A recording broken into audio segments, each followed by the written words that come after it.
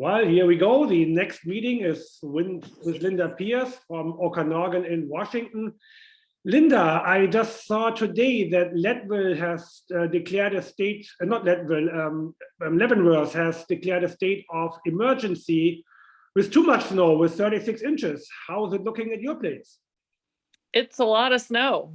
We've had a lot of snow, which has been very challenging.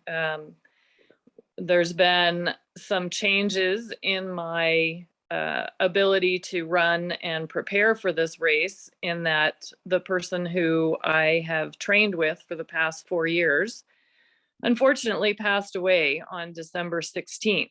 So I am retooling everything that I've done for the past 4 years, and now training out of Washington as opposed to Sealy Lake, Montana. Also, that was Martin Koenig. Yes. Oh, yeah. Sorry to hear that. Yeah, I saw that on Facebook. Yeah. Yeah, well, I kind of looked at your Facebook at your last post. So it's kind of very funny when I look back at November 29th, you said, oh, winter's taking its time to come in 60 degrees Fahrenheit. So Yeah. Things changed. Well, December 1st, it was 70 degrees. And, that's crazy. And we weren't doing any running. And then I took a little bit of time to go help Martin before he passed. And by the time I got back to Okanagan, we had snow, and it was Montana snow.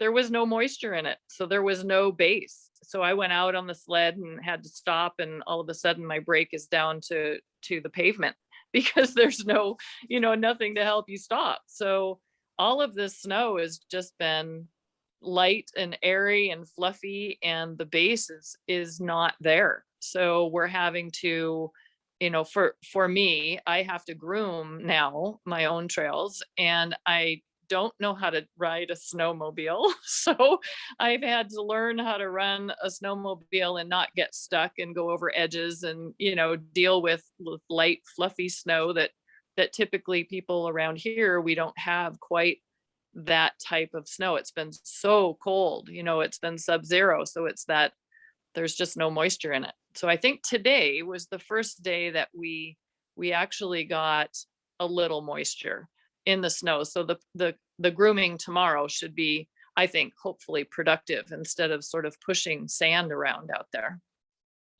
Yeah, it's funny. Conditions definitely seem to be challenging today, like this season, for most mushers.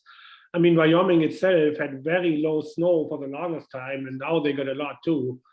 So Mother Nature is throwing some curveballs everywhere here. Yeah.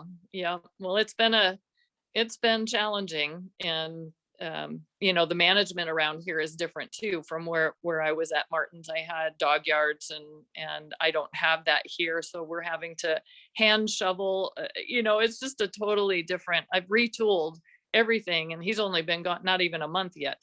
So it's been a big challenge to get everything organized and try and figure out, can I even pull it together to be able to get the miles and the training in that I need. So how many times have you been at the stage stop now? I've raced there once for the 8 dog and twice for the main stage. So the last 2 years for the main stage.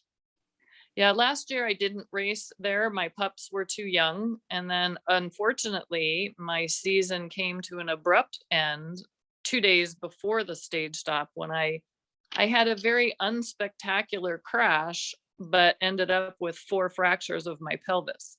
So I was in trouble out there. And again, Martin came and got me and, gathered me up and got me to some help. But it ruined the rest of the season. So this is, getting back on the sled is so far not a thing. I was wondering if it was going to be a thing, but it's not a thing. So good. So why do you run it? What brings you back to Wyoming? It's such a special race.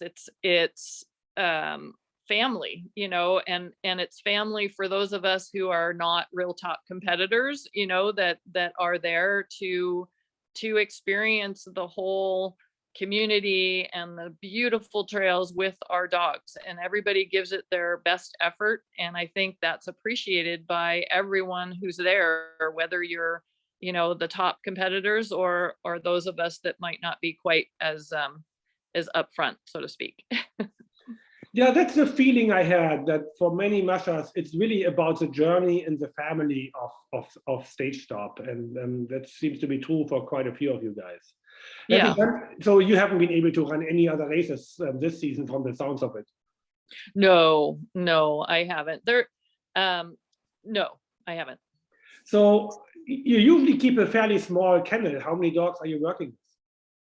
I have 22 dogs in the kennel, and I'm running 16, maybe 17. I've got one that's sort of up in the air at the moment. So I'm trying to train them on so I've had to split the team just because I don't have the conditions to be able to put a big string together. So it's taken a little bit of time to figure out who's running with who, and how are they doing? Are they able to do the miles, and are we getting where we need to be? Because frankly, the whole journey is about providing the dogs with the background that they need to succeed to do what I'm asking. And if they can't, then I'm not going to ask them. So, I just have to keep plugging away and see how we can pull this together. And if they come together and it looks like we can do it, we'll be fine. Are you maybe planning on training somewhere along the way? Quite a few of the teams go to West Yellowstone, or will you try to train from home and then leave short before the race? It'll be from home. My handler has a full-time job, so it's hard for her to get away. And just frankly, the ability to bring the supplies that you need to train and feed all the dogs, for longer than 10 days is a challenge. And if I were to go somewhere for a week or 2 weeks beforehand, that becomes, I need 3 trailers instead of just the one big one. Yeah, you guys already all have some pretty impressive and big rigs. Yeah. Yeah, that's for sure a big time consideration. So of your team from 2 years ago, how many returning dogs will you have? I have, well, gosh, I've dropped 3 and added 5. So added actually, yeah, 5. So what is that? I don't know how many dogs I have. Yeah, well, but so you're going to have a pretty good mix of dogs who have seen the trail and a couple of new to the race, but not new to racing dogs. Right. My pups were the ones that I was counting on, being able to carry us through. And I lost their season last year. I only ran about 20 days, maybe 15 days before I had the injury. So this is really their first big opportunity to get out there and see, the big trail, and how far can they go, and how are they feeling about it all. So it's been a lot of fun to watch them. But they're young, and they don't have a lot of seasoning behind them. So it could be a really interesting race. Yeah. So who would you like to thank? Well, I'd like to thank Martin. I wish he were here, and I absolutely enjoyed the opportunity that he presented for me in Sealy. And I now realize, I always appreciated it, but now I really appreciate it, because I see what it's like to not have trail access right outside your door, and to have to, maintain so much. The dog tours are still there when you get done grooming and training your dogs. It's not what it was before. So I miss that, and I miss him. I miss his presence and his support for reaching for the stars, so to speak. And I'd love to thank my husband, who has just, supported me in this crazy adventure at home, between buying a snowmobile and seeing me go off into the dark and wondering, am I coming back or what?